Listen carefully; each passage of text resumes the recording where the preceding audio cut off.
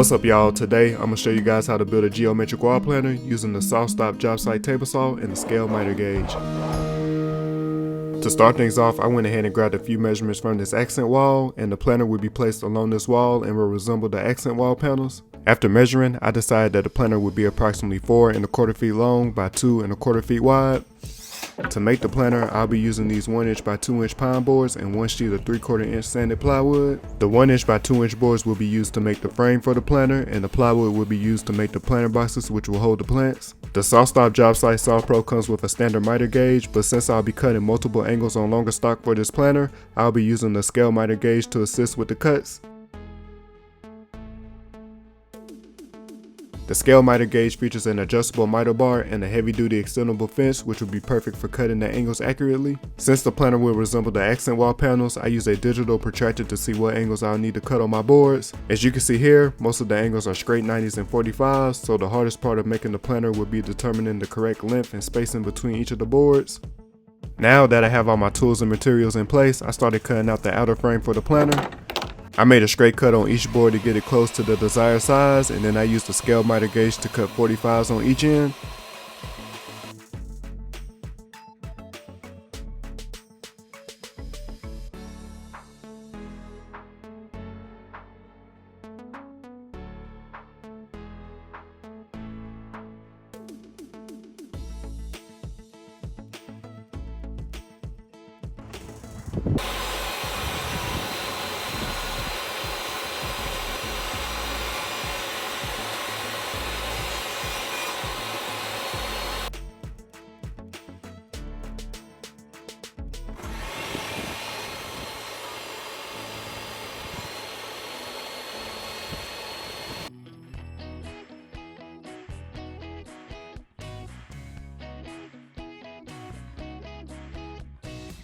The miter gauge allowed me to make these cuts smoothly, and I only used 3 of my boards to make the outer frame.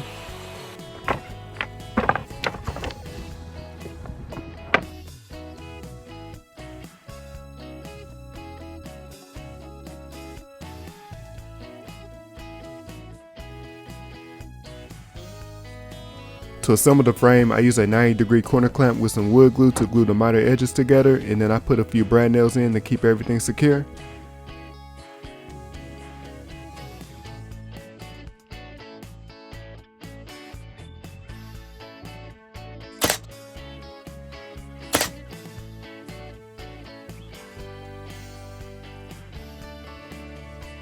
I repeated this process going all the way around until the frame was all in one piece.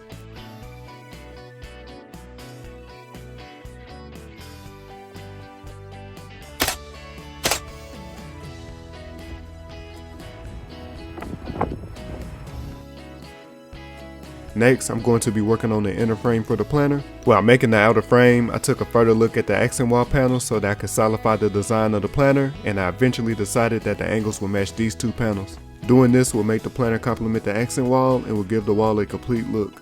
I use my tape measure to find the center of the frame so that I can place a board to divide the planner into 2 halves. When cutting this board, I make sure the cut is slightly longer than it needed to be at first to ensure that the seams are tight once it's in place.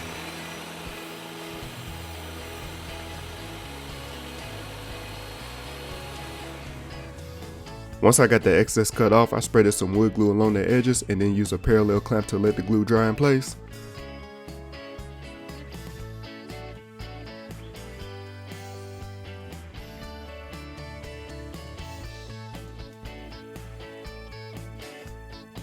The next few boards that I'm going to cut for the inner frame is going to be a repeatable process, so enjoy this montage of me getting them cut.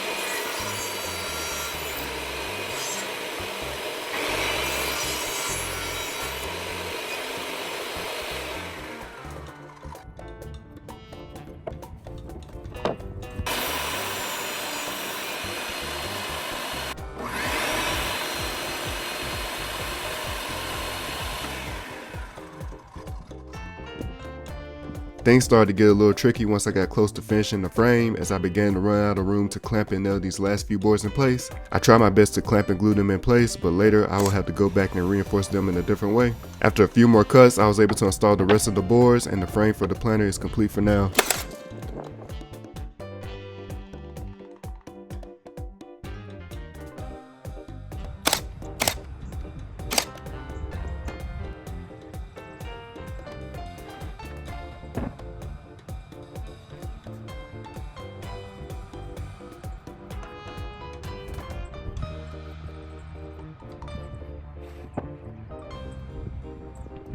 Now, it's time to break down the plywood for the planter boxes. In order to cut the plywood on the table saw, I need to cut it down to more manageable pieces first.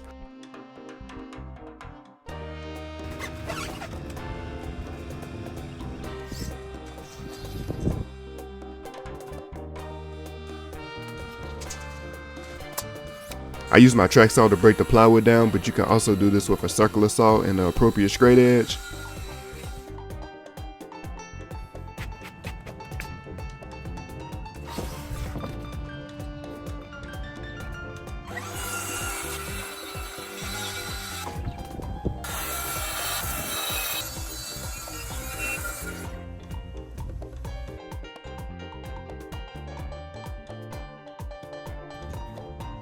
The planter boxes that I'm making will have miter edge joints and will be approximately 9 inches long, 5 inches wide, and will have a height of 5 inches as well. When cutting these miter edge joints, you want to make sure that the edges are cut at 45 degrees so that when they come together, it will make a straight 90-degree angle.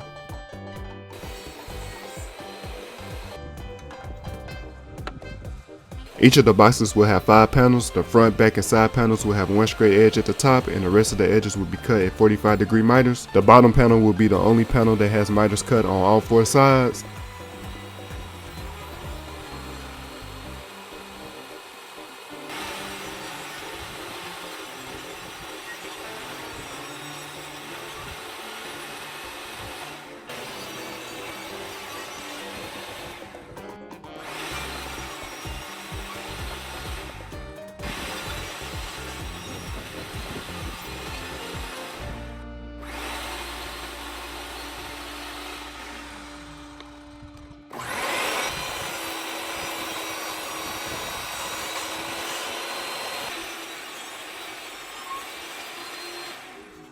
While cutting the miter edges, I made sure to ease up on my final cut and only took a little bit off at a time. It is important that all the opposing panels are cut exactly the same size so that you will have minimum gaps between the joints.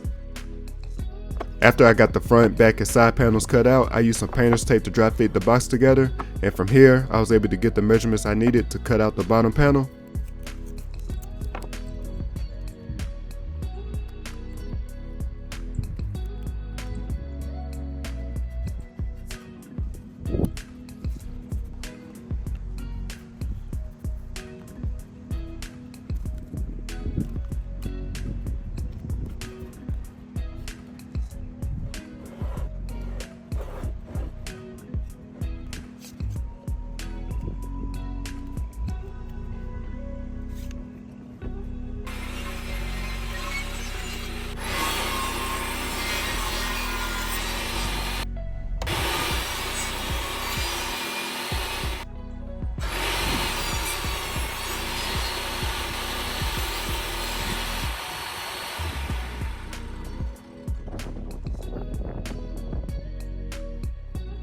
As you can see here, the bottom panel fits in nice and tight, and after getting a few more pieces of tape on, this is how the planter box will look.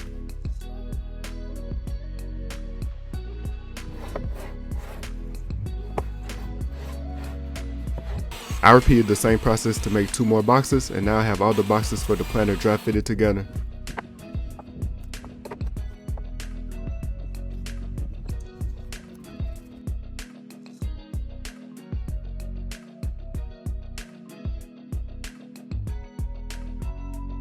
To assemble the boxes fully, I sprayed some wood glue along the edges, retaped the boxes, and used these smaller brad nails to secure everything in place.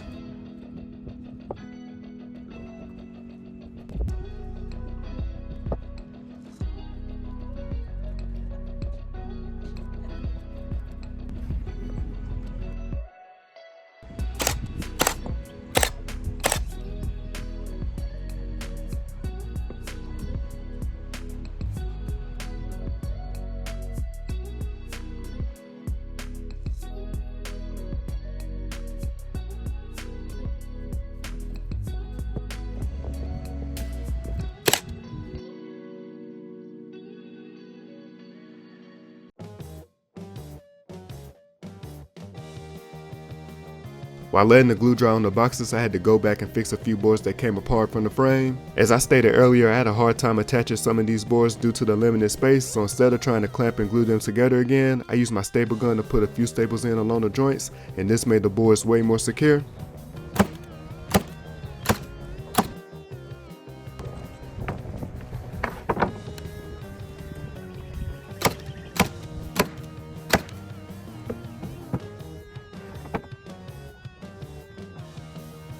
The last thing I needed to do to the frame is to sand it down. I used my orbital sander with some 80 grit sandpaper and worked my way up to 220 grit to get the frame sanded smooth. I also did some hand sanding to get in between the edges.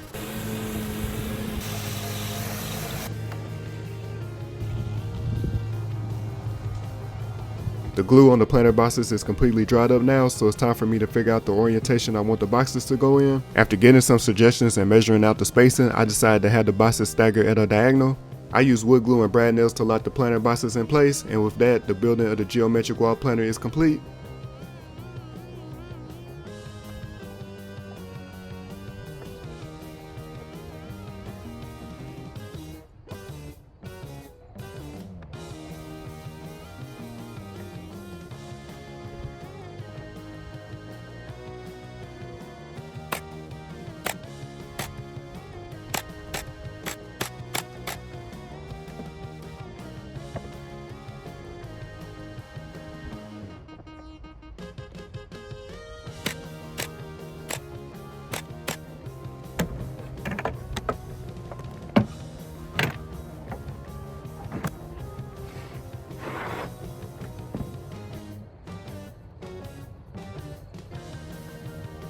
Before getting this planter stained, I had to do a few touch-ups, which included filling any small holes or imperfections with some wood filler and doing one last round of sanding to remove any blemishes.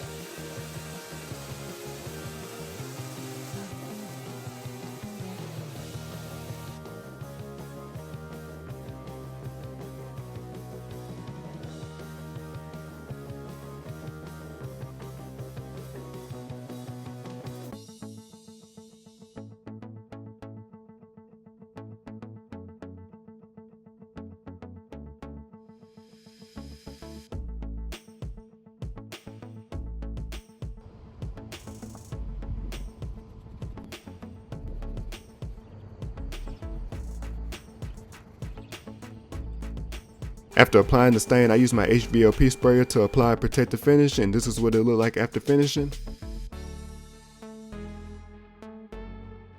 I use heavy duty picture hangers and drywall anchors to hang the planter along the wall.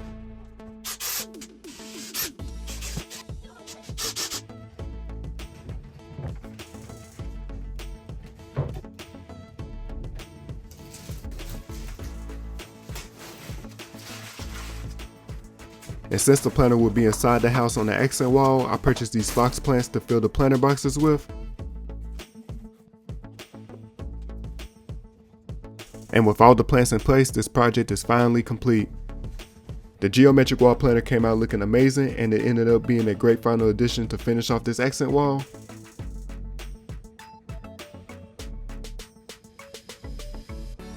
Even though I did the design based on the accent wall panels, the planter can be built in multiple sizes and angles to make it your own. Building this planter had its challenges, but the SawStop Jobsite table saw and the scale miter gauge allowed me to make the precise cuts I needed to get it done. Thank you for taking the time to watch this video, but until next time, peace, love, and many blessings.